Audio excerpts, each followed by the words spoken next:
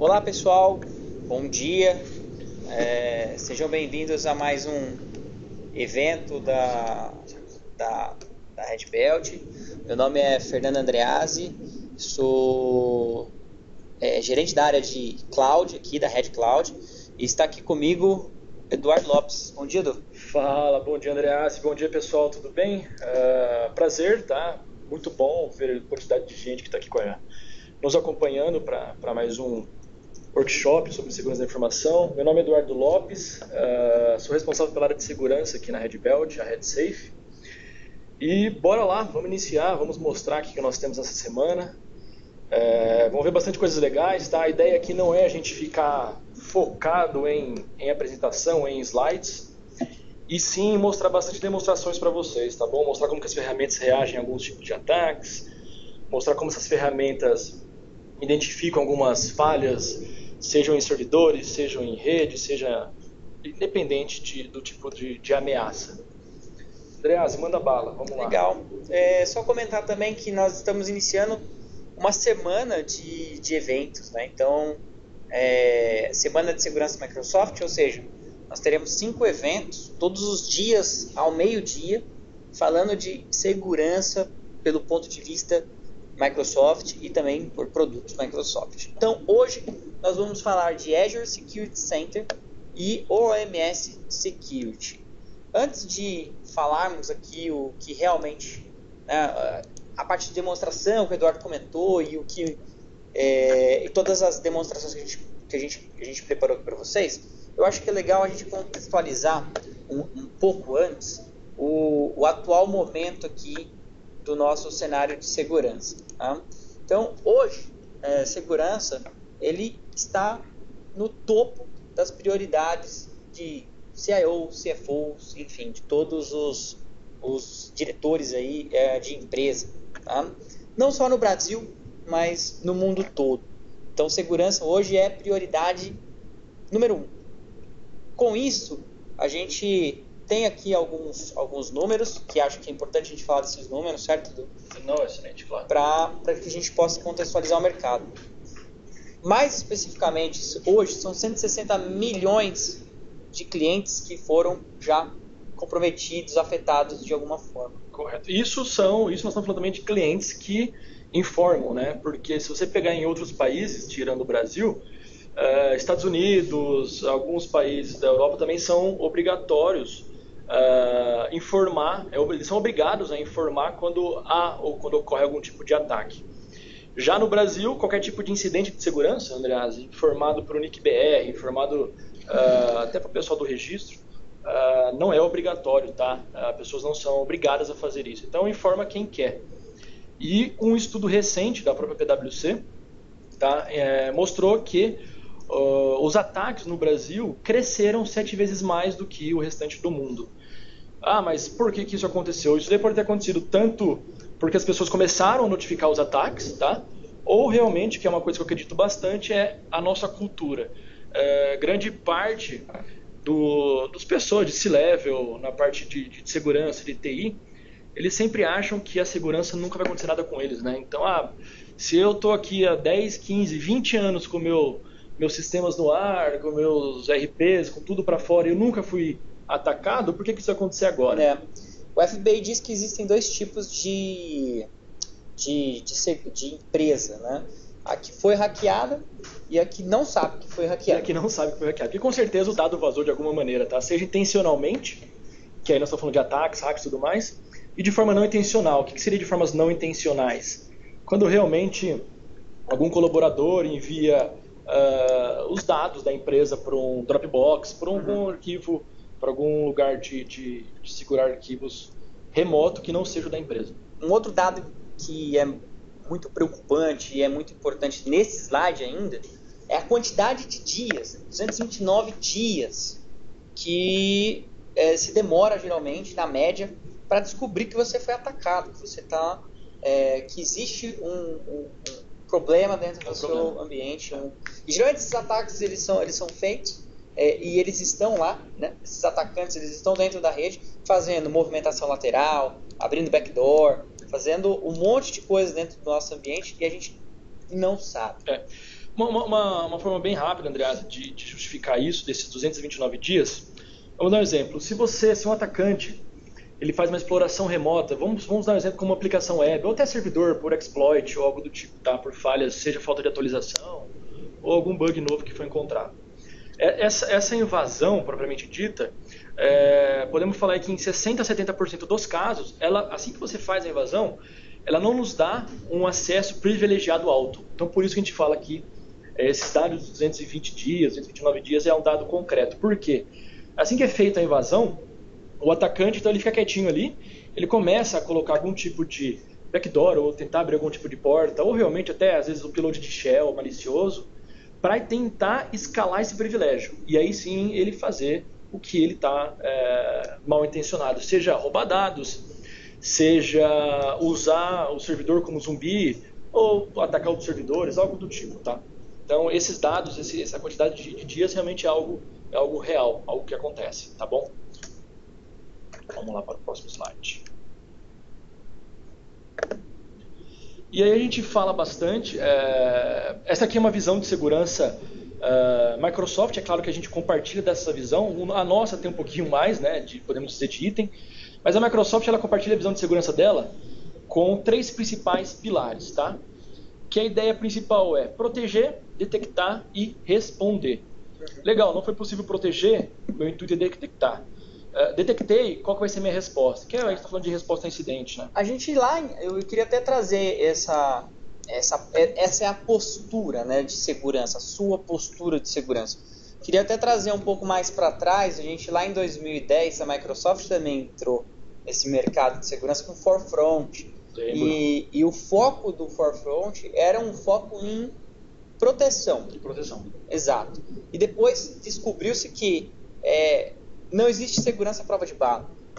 Então, assim, eu estar somente preocupado com essa camada de proteção, eu tenho um grande problema. Então, com certeza. Porque no momento que eu for afetado de alguma forma, for hackeado, invadido, enfim, eu não tenho um plano de detecção, eu não tenho um plano principalmente de resposta rápida.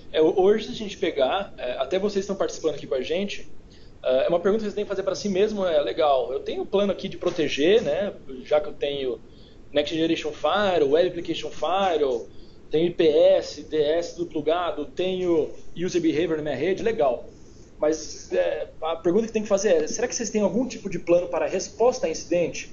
Ok, você tem ali, aconteceu um problema, uma coisa inevitável. Qual que são o workflow, quais são os passos que sua equipe, ou até mesmo você tem que utilizar para dar a devida resposta? E é claro que uma resposta, quanto mais rápida a um determinado incidente, você vai estar realmente diminuindo o impacto financeiro, o impacto à margem, à marca e daí em diante, né? Legal.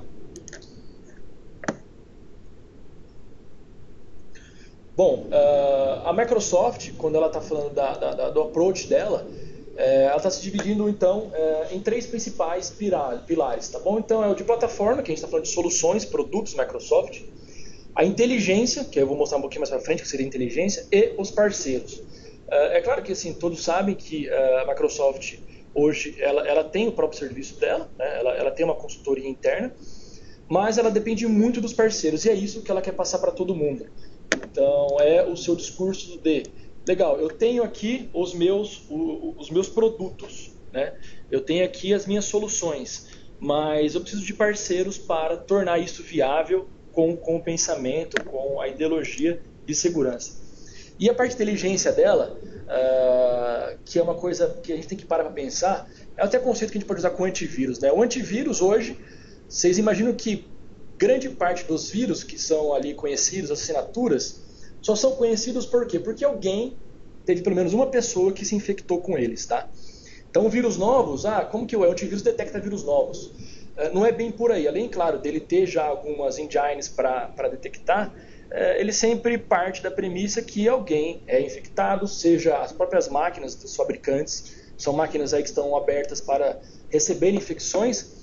A partir do momento que eles aprendem do vírus e fazem aquela assinatura, essa assinatura é propagada. E é isso que a Microsoft informa com a sua área de inteligência.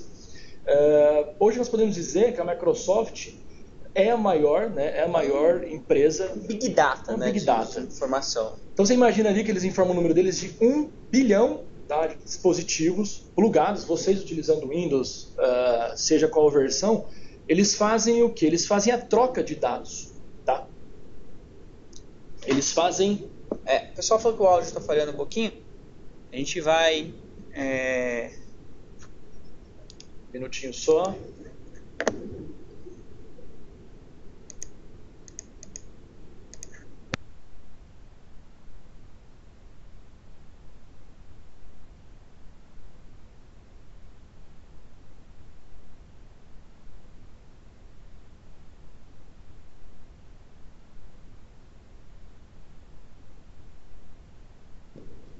Pessoal, testando aqui, a ideia também a gente não é falar toda sem parar, que provavelmente o áudio dá uma picotada. Um minutinho só. Vamos fazer aqui novos testes.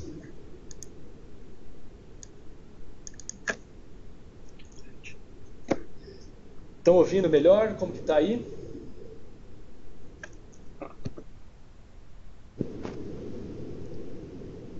Tá, vamos lá. A gente vai falar mais pausadamente, até para o áudio dar tempo de fazer o upload correto para vocês os dados. Então, voltando, quando a gente fala da inteligência da Microsoft, no que eles estão se baseando, tá? É realmente no compartilhamento de dados, tá? Então, você imagina ali 1 bilhão de dispositivos, tá, que compartilham esses dados. Então, você tem um grande Big Data de dados realmente sendo compartilhado. Então, vamos dar um exemplo. Eu sou do ramo de consultoria, mas vamos supor que eu fosse do ramo bancário.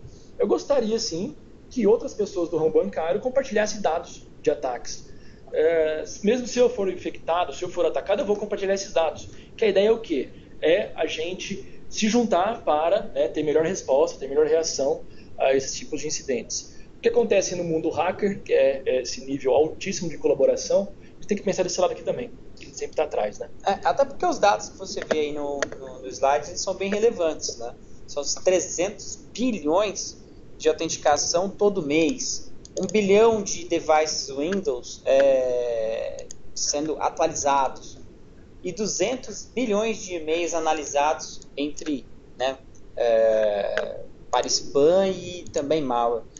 Ou seja, a Microsoft, com essa base de dados, com esse Big Data, com essa informação, ela consegue gerar para nós diversas informações e consegue também, dentro dos seus produtos, colocar a sua inteligência. Com certeza. Eu acredito até que hoje, a gente falou de 2010, né, que a gente estava um outro discurso, né, uma outra abordagem de segurança. 2010, o pessoal do Brasil... Quanto hoje eles acham que não vai acontecer com eles, em 2010 tinham certeza que nenhum tipo de ataque não vai acontecer com ninguém. Hoje já está mais maduro esse pensamento. Então hoje o approach da Microsoft em seus produtos, ele já é um approach que está mais conectado de uma maneira correta com o mundo de segurança e também tem muito mais base de dados para poder, dentro dos seus produtos, oferecer essa inteligência, né? Com certeza. Essa inteligência dos seus serviços. Um ponto importante, no próximo slide aí também agora, passando, é que hoje nós estamos falando de segurança e as empresas hoje, as maiores preocupações de segurança ainda por evitar uma cloud pública, né, um public cloud, porque eu não me sinto seguro, não me sinto confortável em ir para a nuvem, ainda é um paradigma, ainda é um ponto de preocupação, enquanto a gente já vê relatórios do próprio Gartner apontando que em 2020 a gente vai ter um alto número de empresas indo para a nuvem justamente para se tornarem mais seguras. Com certeza. Ou seja, além do investimento de segurança na nuvem ser menor, porque a gente ter o mesmo nível de segurança que hoje a nuvem nos oferece dentro de um ambiente local, os investimentos são altíssimos, a gente hoje tem um paradigma enorme, acho que o Brasil é bem este cenário também, de não ir para a nuvem, porque achar que na nuvem vai criar mais... eu vou estar inseguro. Vai criar mais vulnerabilidades, mais... Né? Quando o maior motivo, né, o que realmente ocasiona hoje falhas de segurança, em primeiro lugar, não é a plataforma, acho que é a forma como que o cliente ele prepara a sua infraestrutura, como ele prepara o seu plano o seu approach de segurança, certeza. O seu plano, sua abordagem, se ele tem um plano de proteção, de detecção, de resposta e assim por diante. Ou seja, o maior problema hoje ainda é essa falta de maturidade em segurança, e todos esses paradigmas que a gente hoje tem ainda para a nuvem, alguns estudos já apontam que isso vai mudar muito nos próximos 3, 4 anos. Não, com certeza. Não adianta falar, né, que vamos mudar para a nuvem. Só o fato de levar para a nuvem, possivelmente, tá, se nós estamos falando de uma infraestrutura local que não tenha muita segurança, possivelmente o simples fato de você levar já torna você mais seguro. Por quê? Porque a gente está falando que, seja a nuvem Microsoft Azure ou uma nuvem privada, ali você já vai ter grandes firewalls, grandes Next Generation Firewall, IPS, DS configurado. Então você vai estar protegido já contra redes de bootnet. É possível plugar as suas aplicações web em Web Application Firewall, e daí em diante. Utilizar todo aquele Big Data ao seu favor. Ao seu favor. Né? Porque hoje você é incapaz de ter algo do tipo. Você é incapaz de gerar informações ou ter informações tão relevantes e suficientes para ter esse nível de proteção. Ou seja, a gente está falando de um outro nível de segurança. Pessoal, vocês perceberam, né? Eu de segurança e ele de cloud, ele 100% Microsoft. Exatamente. Bom que um está convencendo o outro. Então, aqui existe até uma interação, tá até rolando umas trocas de olhares, tá? Uma química. Pessoal, tá ouvindo? Vamos dar uma estabilizada aqui. Parece que entra bastante gente e o áudio começa a picotar. Pode ter algo a ver. Melhorou? Ok, vamos lá. Bom que perderam nessa parte melhor. Que falamos que estava rolando uma química aqui, umas trocas de olhares e tudo mais. Pessoal, vamos então sair do blá blá blá, tá? Vamos sair das apresentações. E a ideia aqui é a gente então, nessa semana, a cada dia nós vamos falar de soluções relacionadas à segurança, tá? Soluções que nos darão mais visibilidade para a segurança. E no caso em específico agora, nós vamos falar de OMS Security, tá? E depois Azure Security Center.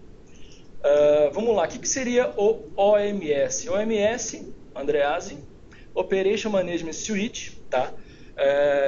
E o Security no final. Então é uma suite, é um conjunto de soluções de segurança que tem como principal intuito definir segurança, definir compliance, definir levantamento do seu ambiente. O OMS Security, né, ele realmente vem agora para complementar o OMS como um todo. Então o OMS a gente já tem faz um tempo, né, trabalhando numa camada de gestão de recursos. O Log Analytics é sensacional, a gente consegue ter vários insights do ambiente. Tem um monte de Solution Packs dentro do OMS. Hoje nós vamos focar no Solution Pack de segurança, Excelente. Que é o OMS Security. Então acho que você já pode compartilhar a sua tela. Vamos e lá. A gente já vai direto para a demonstração. Lembrando que, como você bem colocou, a gente hoje está falando de um pedaço do OMS, tá? Que é esse pedaço focado em segurança, tá? Então aí a gente vai conseguir ver a parte de audit, parte de updates, de atualização de malware. A gente vai ver a parte de service map. Então, um controle hoje de todo o ambiente. O OMS, enquanto não aparece a tela aqui, Okay. O OMS, ele hoje ele trabalha com clientes, e esse cliente pode ser aplicado em servidores Windows e Linux. Correto. Nós vamos até mostrar um exemplo de Linux aqui que a gente está monitorando. E também em recursos do próprio Azure, assim como recursos do seu ambiente local. Excelente. Então, ele faz o gerenciamento de uma nuvem híbrida, né? Não só se estendendo isso para Azure também, mas até mesmo para AWS, tá? Correto. Então, ele é baseado em clientes. Bom, vamos lá. Vamos lá, então. O que eu estou mostrando aqui para vocês, tá, pessoal? Esses daqui são os 4 principais pilares, tá, do OMS. Então, vamos supor, eu vou colocar o OMS apenas para automatizar e ter um maior controle. Legal, eu vou solucionar, eu vou selecionar as soluções dentro dessa caixinha de Automation e Control. Vou focar muito em Analytics, tá? Ou eu vou focar em proteção e recovery, ou Security Compliance. No caso aqui, é claro que nós selecionamos alguns de cada para mostrar para vocês. Então, vou carregar um pouquinho aqui para a direita, só para vocês verem a quantidade de aplicativos que possuem, tá? Eu entendo que vai estar um pouquinho lerdo para apresentar para vocês aí, mas eu prometo que eu vou com calma. Então, dando um exemplo simples, eu consigo desde fazer um assessment no meu SQL, igual eu estou com a informação aqui em cima, tá? Monitorar meu Hyper-V, monitorar meu VMware, monitorar meu Site Recovery do Azure, fazer um assessment no AD, olhar a parte de, podemos falar de acessos, né? Podemos falar de usuários do meu AD, Office 365. Office 365 completo, SharePoint incompleto, tem várias outras frentes, tá? Que eu vou até trazer mais um pouquinho aqui para o lado para vocês entenderem. A parte de segurança, que é o que interessa para a gente, toda a parte de update, de network, performance, anti-malware, tudo isso você consegue ir plugando, tá? E o Service Map, que é a última caixinha que está aparecendo aí para vocês, que essa é uma caixinha muito legal que a gente vai mostrar aqui hoje. É claro que se fôssemos apenas apresentar o OMS, provavelmente precisaríamos mais de 1 hora, tá? Isso daqui é uma ideia bem mais. Então a gente vai dar aqui uma ideia para vocês do que é o OMS e depois entrar, é claro, nessas frentes de segurança. Então vamos lá, pessoal.